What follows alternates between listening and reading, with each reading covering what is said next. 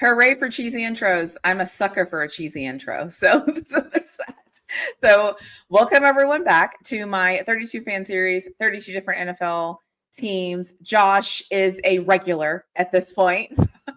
So I brought Josh back to talk all things Chargers. And I love hearing things like after they're done because we got to talk before the playoffs started. We kind of knew what to kind of expect in the playoffs, so it happened. But I think the Chargers are just one of those teams that are just going to do all the right things and try to build the right way. So I'm super excited that you're here. And for those people that don't know you, obviously introduce yourself. And if you just want to let us know how long you've been a Chargers fan or anything else you want to share with us, we would greatly appreciate Sure, and thank you, Tanisha, for having us on. I like the intro, so I like the it. cheese. So, but no, thank you for having me on. I always like to say how I became a fan. Living up in Southern California, growing up when the Rams and Raiders left, LA didn't have a team for the long time. So during that time I was growing up, there wasn't anything on except for the Rams, Raiders, and I didn't want them because they left us. So kind of like a nasty bad ex. And I ended up choosing the Chargers because they were the closest team to LA at the time. And that was around 2001 when I started getting into football. So been loyal since. I like it. I love fan stories. I don't know why. I'm a sucker for like a good fan story. So that's pretty cool. So I was able to talk to you because I decided on a whim to do the playoff teams. I don't know why I came up with that idea, but it was super fun. And I'm actually glad that I did it after it happened. I was like sick during that time. It was kind of crazy. So I personally feel like you all had a successful 2024 season, but I would like to hear from you. How do you feel like the season went? How do you feel heading into next season? And then the song choice that you would describe for your 2024 season. Definitely. I do feel that we had a tough ending to the season. We went down hard against Houston in the playoffs, and it was a team that a lot of folks thought we were going to win. That word keeps coming up. Chargers were charging again. But if you look at the season as a whole, I really do think we were above average. We were a 5-win season a year ago. We got a new Mhm. coach, a new GM. The parity in the league's pretty good, but teams normally don't change that fast. So Right. they were able to. I was reasonably optimistic. I felt at maybe 9 wins, and Yeah. they doubled it and more with 11 wins last year. So I say we overexceeded a little bit, perhaps based on the perception, but I'll take that any day of the week. So we're really looking forward to next season, especially with the draft and getting more of the systems instilled from Jim Harbaugh as well. Yeah. So the song choice that I was thinking of was "Try Again," I think by Aaliyah. Um, the Chargers had some tough losses, I and they did lost not by see you going there, Josh. I did not see this peak musical taste coming out of okay. I'll give it you. That was good. You got me on that one. Okay. I oh respect my gosh. Yeah, I was trying to think of a song where I was like, man, the Chargers were really good at picking themselves up after yes. a bad No, you loss, did that. I love that. and they Okay. did that. One of the biggest things I saw was we played some tough games against KC. We had a bad loss against Arizona and a really bad loss against Tampa Bay, or over 40 points, I believe, were scored Yeah. against when the Chargers were the number one defense. But the following games, they were able to come back with a strong win. And that just shows to the culture where they don't get defeated and let it slip into the next game. They were Yeah. able to pick themselves up, try again, and were able to win a lot of games that way. I love that. So, how was the offseason for you? So, this is the first like full offseason. Harbaugh was there. He had a season. You've got to see kind of what he's trying to do. You all stole Najee Harris. You totally didn't steal him. I'm just bitter. But how did you feel like you all did in free agency? How are you feeling with the team moves that happened before the draft? How are you feeling? Good, good. So far, so it's a learning process. In our past previous reign, it was kind of a little bit here and there. They would sign big name free agents, or sometimes they would. In fact, the last year Tom Telesco was there. Knowing that that was like his last hurrah there, he spent a lot of money in free agency, and I believe most Okay. players aren't there anymore. Got it. Okay. So Joe Horowitz, the GM, and Jim Harbaugh have a different structure that we're starting to see. A lot less long-term contracts. Not many very big contracts either. We don't have anyone over a 2-year signing from free agency. Um, Okay. and a lot of 1 years kind of prove it deals. And I I'm like curious it. what you say on that. Our biggest signing being a guard from the Eagles, Mekhi Becton, for 2 years, which I really liked. And then we stole another player from you, Dante Jackson, who was a cornerback. Yeah. We got him for 2 years, which was an interesting signing, I thought, for big money. But then we have, like you mentioned, the 1 years with Najee Harris, Mike Williams. And so low risk, high reward deals, which I'm That's okay. it. Yeah. Yeah. Like I said, there's certain organizations that I feel like they win the offseason in the sense of like they just do things that make sense. And I feel like the Chargers have done that with free agency. And then let's talk about the draft. I thought they had a fantastic draft, actually. I don't know how you were feeling. Like, where did you feel like you all needed to improve? And then do you feel like the draft reflected that? Yeah, definitely. This is where Horowitz's bread and butter is in the draft. So without Okay. spending the big money on free agency, how do you get good players and you get them through Mhm. the draft? So um, I love the draft. I love we addressed a little bit of everywhere of what we needed. It was in a different order, I think, because I was thinking first couple rounds, we either look at the not so much offensive, but defensive tackle, Okay. edge to replace Joey Bosa, maybe some interior offensive line, some of I guess the more boring positions. And Yeah. I was surprised to see first round running back, second round wide receiver.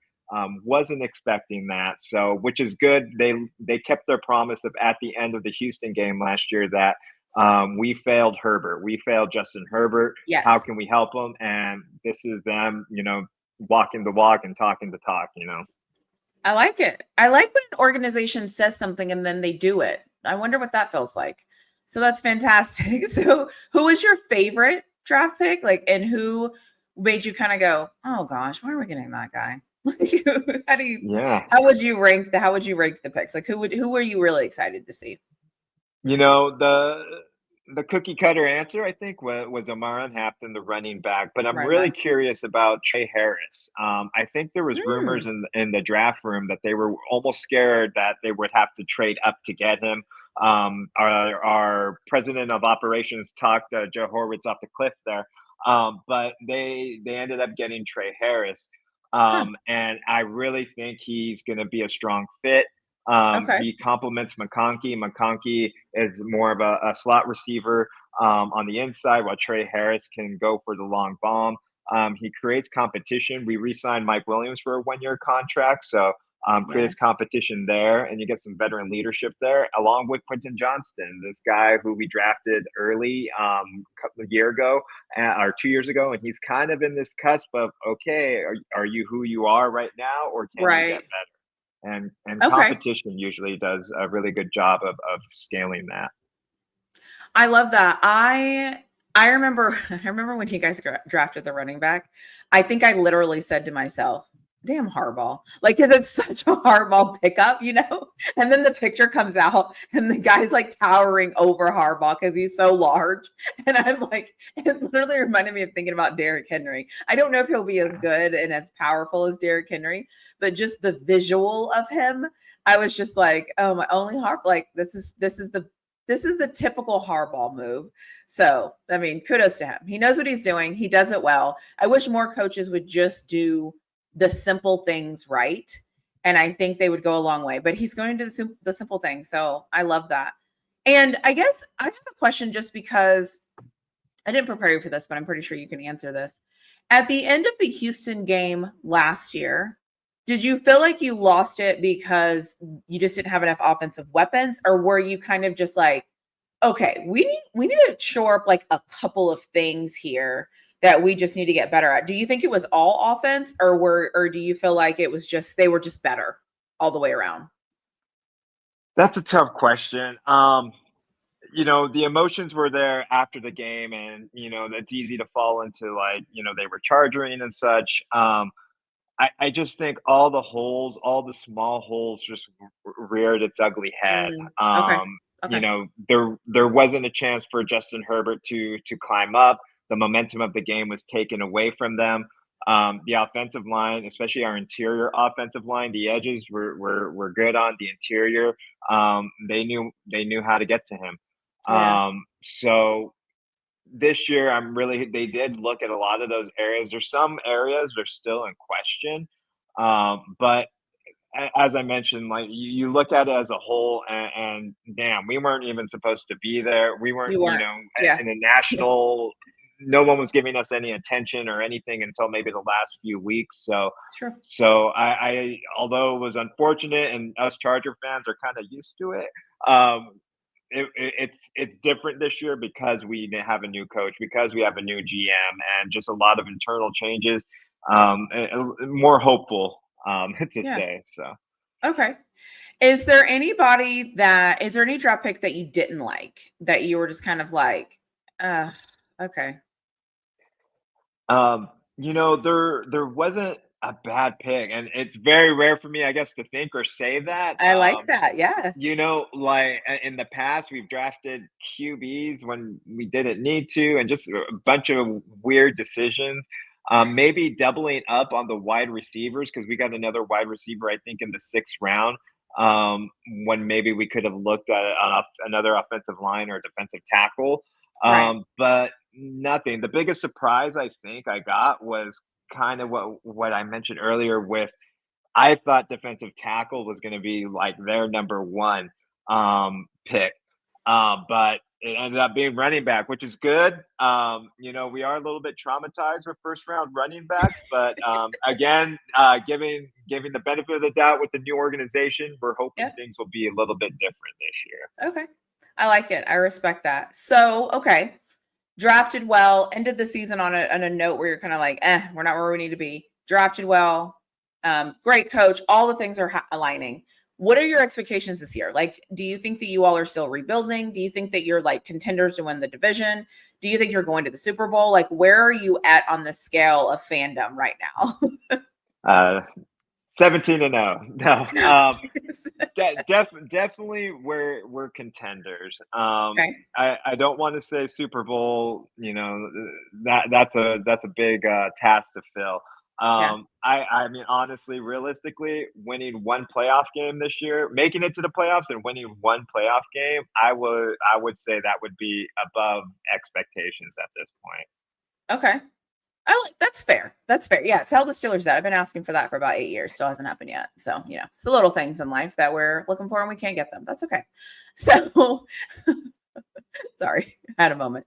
Who on your team, and I'm actually interested to hear your response to this, but who on your team do you feel like is like over or underrated? That like overlooked, nobody really talks about, or I guess too, you could choose a position group as well when you look at your team, because I feel like I've said this many times and I feel like I say it all the time, is West Coast football, we just don't, unless you live in the West Coast, we just don't see a lot of it.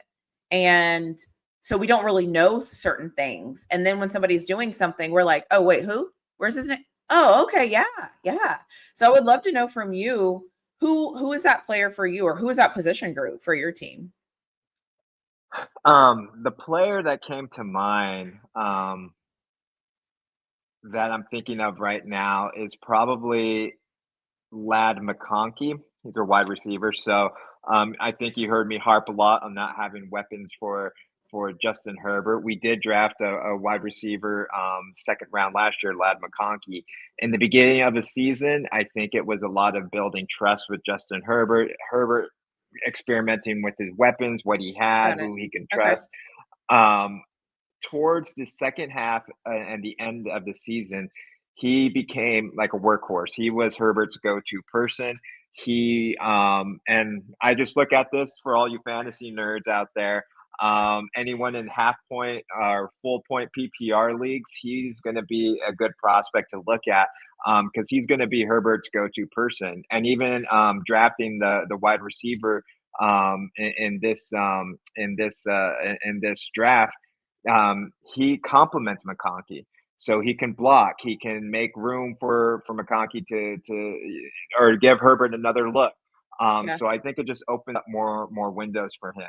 Okay. So I think he wasn't on a national radar or anything like that, but I can really see him having a big breakthrough season this year.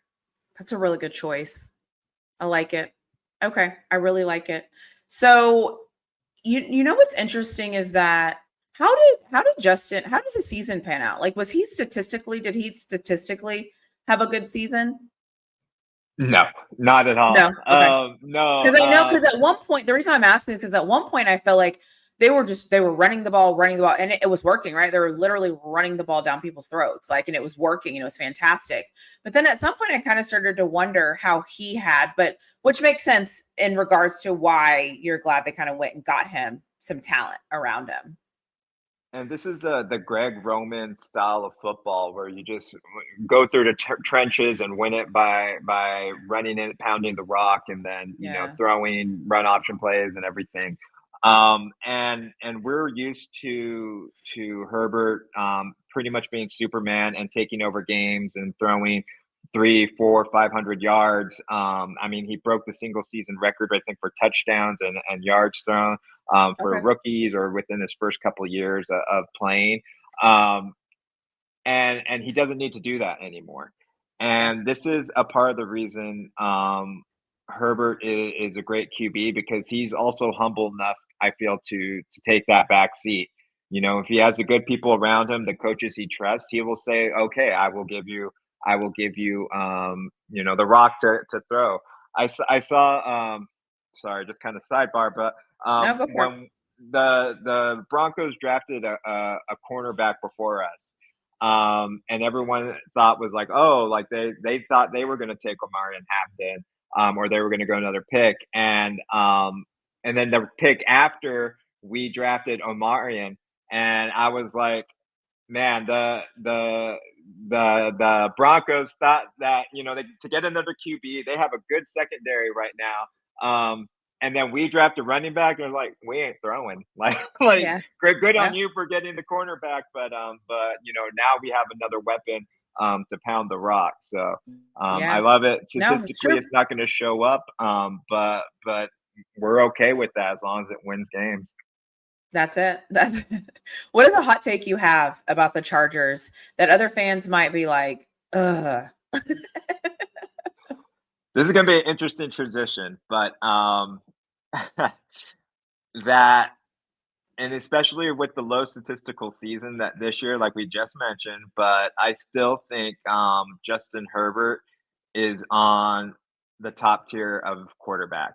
I think he Okay. is an elite quarterback, and a lot of folks don't think so because either he's a quiet leader, like you said, his numbers.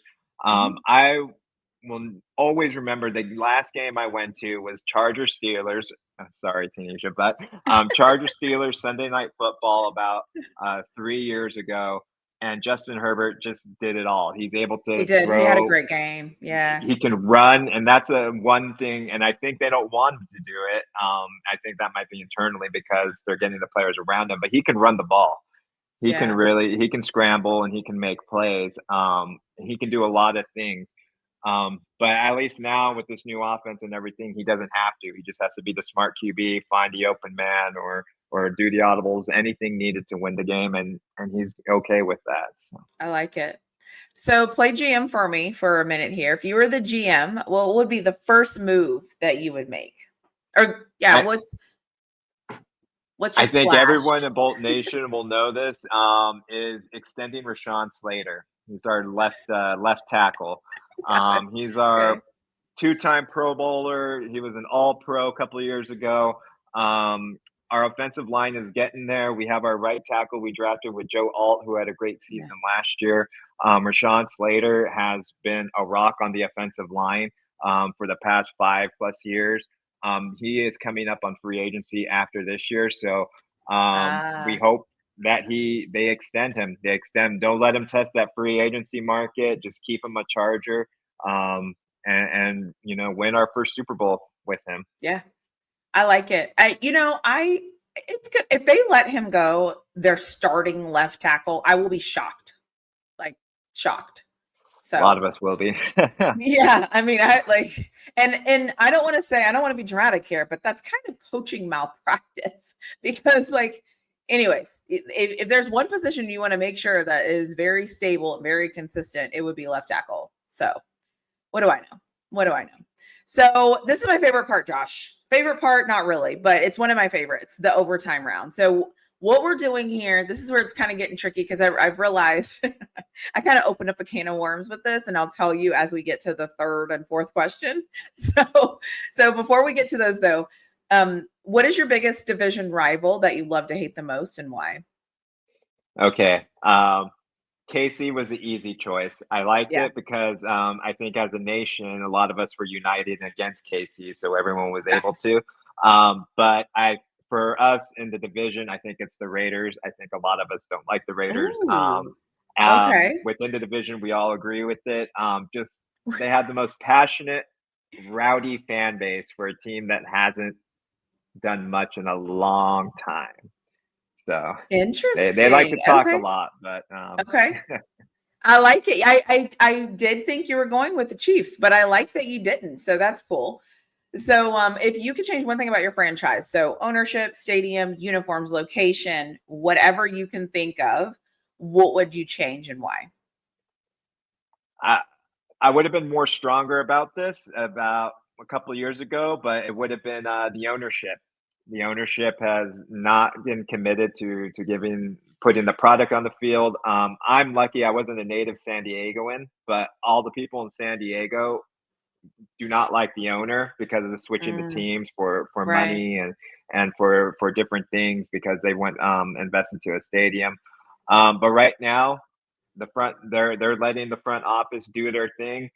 They're letting Jim and Joe cook, and we're starting to see a shift. So so we'll see where that Well, goes. that's But good. that was my first thought. Good for them. So this is where it's been getting interesting. So I originally started with if you could swap one player from your rival, who would it be? This has spawned into if you want to answer it that way, you can. And you can also answer if you could open up the NFL and you could choose as any player from any team, what would it be? So, first, the rival one. And then the second one, if you want to, you could do any team. Got it. So I can definitely see the confusion here. And I was thinking about it too because in the rivals, I thought a little bit out of the box. I think, and when I thought rival, I was thinking of the Rams.